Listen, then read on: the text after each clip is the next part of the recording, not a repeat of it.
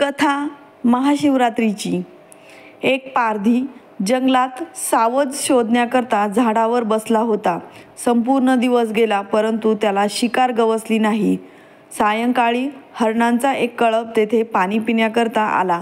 पारधी बाण सोडणार तेवढ्यात त्यातील एक हरीण पुढे येऊन पारध्याला म्हणाला, "हे पारध्या, तू बाण सोडणार आणि आमची शिकार करणार हे अटळ आहे, परंतु मी तुला एक विनंती करतो. मला माझ्या कुटुंबाला एकदा भेटून येऊ दे. माझी कर्तव्य मला पार पाडून येऊ दे." हरणाने वचन दिल्याने पारध्याने त्यांची विनंती मान्य केली. दूरवरून मंदिरातील घंटांचे आवाज येऊ लागले होते. पारधी ज्या झाडावर बसला होता ते झाड बेलाचे होते. सहज चाळा म्हणून एक पान तो खाली टाकत होता. त्या झाडाखाली असलेल्या शिवपिंडीवर ती बेलाची पानं पडत होती. नकळत का होईना त्या पारध्याच्या हातून शिव उपासना होत होती. हरीण परत आल्यानंतर त्याने पारध्याला म्हटले की आता मला मार. मी माझे कुटुंब प्रमुख असल्याचे कर्तव्य बजावून आलो आहे. तेव्हा लगेच हरणी पुढे आली आणि तिने म्हटले, त्यांना नका मारू. मला माझे पती धर्माचे कर्तव्य पार पाडायचे आहे. त्वरित हरणाची लहान पिल्लं पुढे आली आणि म्हणाली, आईला नको मारू, आम्हाला मारा. आमचे पुत्रधर्माचे कर्तव्य पार पाडू द्या.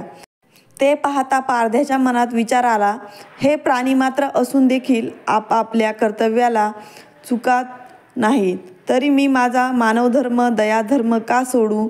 त्याने सर्वांना जीवदान दिले. देवादिदेव महादेव हे सर्व पाहून हरणावर आणि पारध्यावर प्रसन्न झाले आणि त्यांनी त्या सर्वांना कृपा आशीर्वाद दिला. सर्वांचा उद्धार केला. हरणाला मृग नक्षत्र म्हणून व पारध्याला व्याघ्र नक्षत्र म्हणून आकाशात नेहमीकरता स्थान दिले. हा प्रसंग ज्या समयास घडला तो दिवस महाशिवरात्रीचा होता. एकदा पार्वतीने परमेश्वर शिवशंकरांना विचारले, असे कोणते श्रेष्ठ तसेच सरळ व्रत पूजन आहे ज्यामुळे मृत्यूलोकातील प्राण्यांना तुमची कृपा प्राप्त होईल. उत्तरादाखल शंकरांनी पार्वतीला शिवरात्रीच्या व्रताची कथा सांगितली. एका गावात एक शिकारी राहत होता. मुक्या जनावरांची हत्या करून तो आपल्या कुटुंबाचे पालनपोषण करीत असे. तो सावकारांचा कर्जदार होता. त्याने त्यांचे कर्ज वेळेवर चुकविले नव्हते. त्यामुळे संतापून सावकाराने शिकारीला शिवमठात कैदी बनविले. योगायोगाने त्याच दिवशी शिवरात्र होती. शिकारी ध्यानमग्न होऊन शिवासंबंधित धार्मिक गोष्टी ऐकत राहिले. चतुर्दशीला त्याने शिवरात्रीची कथाही ऐकली. सायंकाळी सावकाराने त्याला जवळ बोलावून कर्ज फेडण्याविषयी विचारले.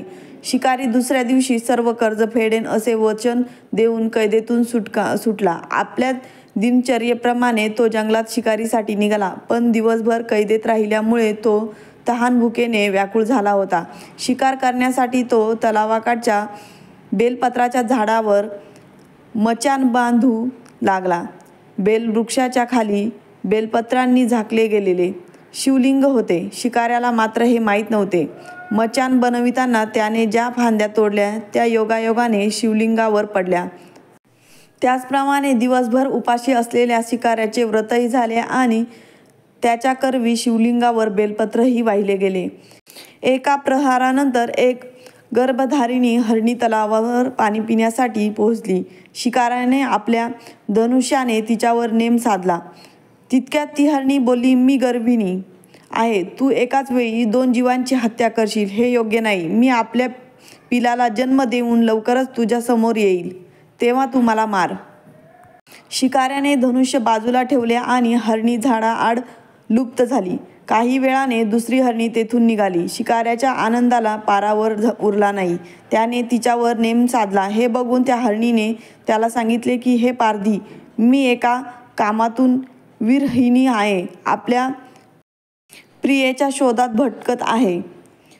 मी माझ्या पतीला भेटून लवकरच तुझ्या जवळ येईल. शिकारीने तिलाही जाऊ दिले. 2दा शिकार हातातून गेल्यामुळे तो वंचित झाला. तेवढ्यात एक हरणी आपल्या पिलांसोबत तेथून निघाली. शिकाऱ्याला जणू सुवर्णसंधीच मिळाली. त्याने धनुष्याला बाण लावला आणि बाण सोडणार तेवढ्यात ती हरणी बोलली, हे पारधी, मी माझ्या पिलाला त्याच्या वडिलांकडे सोडून लगेच येते, त्यावेळी तू मला मारू नकोस.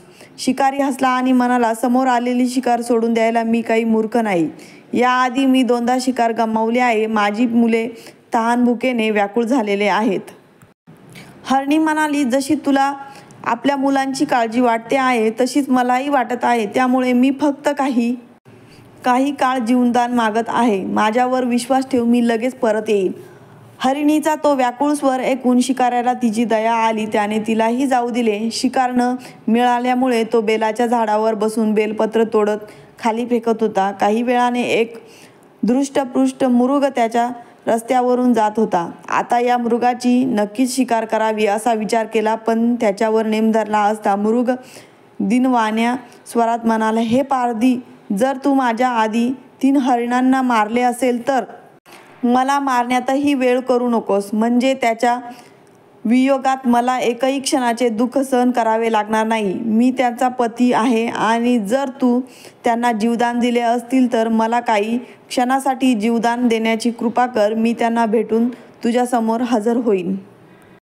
मृगाचे बोलणे ऐकून शिकाऱ्याच्या डोळ्यासमोरून संपूर्ण रात्रीची घटनाक्रम चक्र आले. त्याने सर्व कथा मृगाला ऐकवली. तेव्हा मृगाने सांगितले, माझ्या 3ही पत्नी येथून वचनबद्ध होऊन गेल्या आहे, मात्र त्या माझ्या मृत्यूनंतर आपल्या धर्माचे पालन करू शकणार नाही. त्यामुळे तू मला आता जाऊ दे. मी त्यांच्या समवेत तुझ्यासमोर हजर होतो.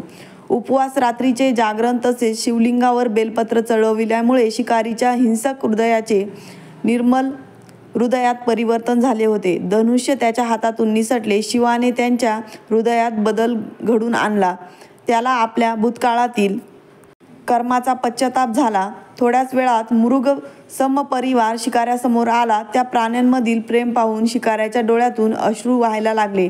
शिकाऱ्याने त्यांना न मारता आपणही मुक्या प्राण्यांची हिंसा न करण्याचे ठरविले. देवलोकातून समस्त देव ही घटना बघत होते. घटनेची परिणिती झाल्याबरोबरच देवी देवतांनी फुलांचा वर्षाव केला. तेव्हा शिकारी तसेच मृग परिवाराला मोक्ष प्राप्ती मिळाली. तर महाशिवरात्रीची पुरातन कथा कशी वाटली ते तुम्ही मला कमेंट बॉक्समध्ये नक्कीच सांगा. व्हिडिओ आवडला असेल तर नक्की लाईक करा, शेअर करा, चॅनलला सबस्क्राईब करा. असेच नवीन व्हिडिओ घेऊन येऊ. तोपर्यंत बाय बाय.